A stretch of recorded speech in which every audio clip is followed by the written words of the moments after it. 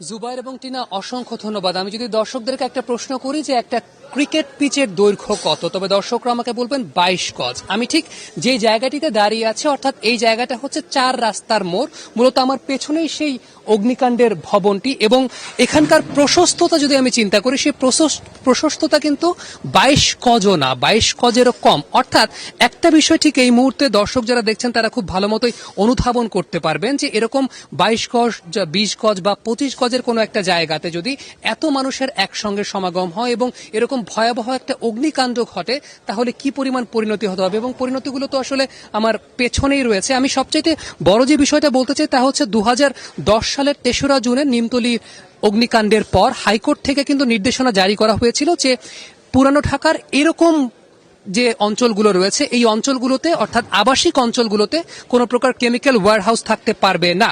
এবং গত 7 থেকে 8 বছরে কিন্তু ডিপার্টমেন্ট অফ এক্সপ্লোসিভ কোনো প্রকার কেমিক্যাল ওয়্যারহাউসের অনুমোদন দেয়নি, সেটা আমরা জানতে পেরেছি। তাহলে প্রশ্ন আসে যে এই কেমিক্যাল ওয়্যারহাউসগুলো আসলে কোথা থেকে আসলো। এবং স্যার আছেন আমাদের স্টুডিওতে, স্যার আরো ভালো বলতে পারবেন যে 2017 সালে ফায়ার সার্ভিস এবং সিভিল ডিফেন্স কিন্তু একটি জরিপ করেছিল এবং তাদের একটি অভিযান ছিল যেখানে তারা প্রায় এই অঞ্চলে 400টির মতো কেমিক্যাল ওয়্যারহাউসের সন্ধান পেয়েছিলেন। তবে স্থানীয় জনগণ তো তখন বলেছিলেন যে সেই সংখ্যাটা আরো 1000-এর মতো হতে পারে।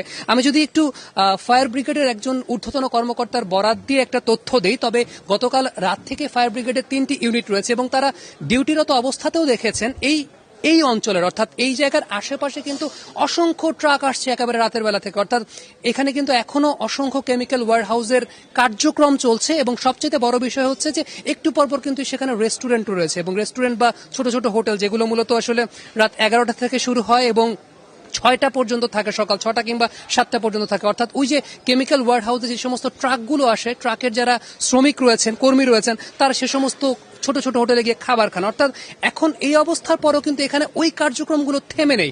আমি একটু আশেপাশে যারা উৎসুক জনতা রয়েছেন তাদের সঙ্গে কথা বলতে চাই। আমাদের মূল প্রতিপাদ্য বিষয়টা হচ্ছে যে সরকারের পদক্ষেপ হয়তোবা সরকার নেবে, কিন্তু আমাদের সচেতনতার জায়গা আসলে কতখানি একটু জানতে চাইবো। আপনি তো পুরানো ঢাকারই বাসিন্দা, আমরা একটা কথা বারবার বলি যে আমাদের সচেতনতার জায়গা আসলে কতখানি? আমাদের সচেতনতা বলতে এটা সরকারের কোনো দোষ নেই আমার হিসেবে। আমরা যদি নিজেরাই সচেতন হই তাহলে এরকম দুর্ঘটনা থেকে আমরা মুক্তি পেতে পারি।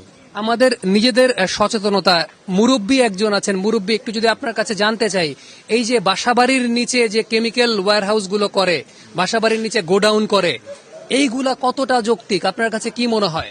এটা অযৌক্তিক কথা মনে হয় আমার কাছে, এটা ঠিক না। বাসাবাড়ির নিচে মাঠকে কেমিক্যাল করা এটা ঠিক না। তাহলে সেটা কেন করছে এখানকার মানুষজন? এই যে একটু আগেও দেখলাম আমরা যে অনেক ট্রাক আসছে, তারা এখানে কেমিক্যাল ওয়্যারহাউসের কার্যক্রম চলছে। করা ঠিক না, আর আগেও জানতাম না আমরা অনেকেই জানতো না যে এখানে এই যে বডি স্প্রে গোডাউন, আমরা কোনোভাবেই জানতাম না। এইটা যদি না থাকতো মনে হয় না এত ভয়াবহ হতো। আমার বাসাতে এখানে যে 5টা বাড়ি পড়ে, আপনি প্রতিবেশী হয়েও আপনারা ঘুণাক্ষরেও টের পাননি যে এখানে এরকম একটা কার্যক্রম চলছে। প্লাস্টিকের দানা এটা কিন্তু আগুন দাউ দাউ করে জ্বলে না, ওখানে ধোয়া হয়, ওখানে গলে যায়। এছাড়া কোনো কেমিক্যালের এখানে আশেপাশে নাই। এখানে স্থানীয় আরো লোকজন আছেন। ভাই, আপনি যদি একটু সামনে আসেন, আপনি কি স্থানীয় এখানকার? আচ্ছা, স্থানীয় না, ওনারা অনেক দূর থেকে এসেছেন। একটু আপনাদের কাছে জানতে চাইবো, এই যে এখানে বিচ্ছিন্ন ভাবে এরকম কেমিক্যাল ওয়্যারহাউস আছে, এগুলো কি আপনাদের কাছে কি মনে হয় যে সবগুলোর ব্যাপারে কি প্রশাসন বা স্থানীয় লোকজন জানে, নাকি এগুলো খুব গোপনেই কাজ চলছে? সবাই জানে, সবার সম্মুখে হচ্ছে অনেক জনগণ সবাই মানে একত্র হয়ে যদি এগুলা নিরসন করে তাইলে মনে করেন আমরা নিরাপদ থাকতে পারবো। না হয় এইটা এইভাবে সতর্ক থাকবে। আচ্ছা, স্থানীয় জনগণ হিসেবে এখন আপনাদের দাবি দেওয়ার জায়গাটা কি? এই যে এরকম ওয়্যারহাউস আছে বাসাবাড়ির নিচে, এখন আপনারা এই জায়গা থেকে কি পদক্ষেপ আশা করেন কিংবা আপনারা কি উদ্যোগ নিতে চান?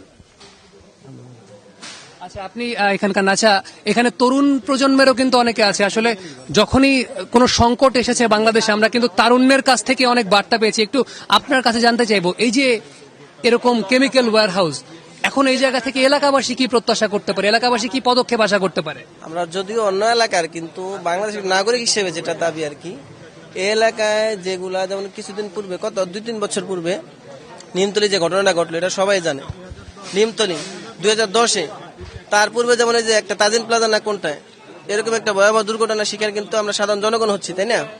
অর্থাৎ এই জায়গা থেকে এই দুর্ঘটনাগুলো নিরসনের দাবি জানাচ্ছেন। আমাদের সময় আসলে খুব কম। আমি শেষ করার আগে একটা কথা বলতে চাই, আসলে মূলত কেন কেমিক্যাল ওয়্যার হাউসগুলো ভাড়া দেওয়া হয় তার পেছনে সবচেয়ে বড় কারণটা আমি যদি সোজা সাপটা ভাবে বলি তা হচ্ছে লোভ। আপনি যদি কোনো ফ্যামিলি বাসা ভাড়া দেন আপনি পাবেন 10,000 টাকা, আপনি যদি কোনো কেমিক্যাল ওয়্যার হাউস বা গোডাউন ভাড়া দেন আপনি পাবেন 30,000 টাকা। এই 20,000 টাকার লোভ আপনি সামলাতে পারছেন না বিধায় এরকম বড় বড় অগ্নিকাণ্ড ঘটছে। অর্থাৎ দায়টা আসলে কার? আপনি সরকারকে দায় দেবেন, হ্যাঁ সরকারের তো একটা দায় অবশ্যই থাকে, কারণ সরকার আমাদের অভিভাবক, কিন্তু আপনি আপনার নিজের ক্ষতি যদি নিজে সাধন করেন সরকার কতটুকু আপনার জন্য কি করতে পারে সেই প্রশ্ন রয়েছে। আপনি এখন আমাকে প্রশ্ন করতে পারেন যে এই কথাগুলো হয়তো বা গত 5 বছরে আমি কেন বলিনি। হ্যাঁ, সাংবাদিক হিসেবে দায়টা আমিও নিচ্ছি যে আমি কেন গত 5 বছরে এই ধরনের ঘটনা নিয়ে আপনাদের সামনে কোনো কিছু উপস্থাপন করিনি। এই দায়টা স্বীকার করে এই দায়টা নিয়ে এখান থেকে বিদায় নিচ্ছি, ফেরত যাচ্ছি স্টুডিওতে। তবে খুব দুঃখ ভারাক্রান্ত হৃদয়ে বলছি, আমরা আমাদের লোভটা কেন সংবরণ করতে পারছি না? যেখানে 1971 সালে উর্দুভাষী পাকিস্তানিদেরকে আমরা 9 মাসে বুঝিয়ে দিয়েছি, সেখানে বাংলাভাষী এরকম বাড়ির মালিক কিংবা ব্যবসায়ীদেরকে আমরা বাংলা ভাষায় গত 9 বছরও কেন বুঝাতে পারলাম না? এই প্রশ্নটা করে এখান থেকে বিদায় নিচ্ছি। ধন্যবাদ।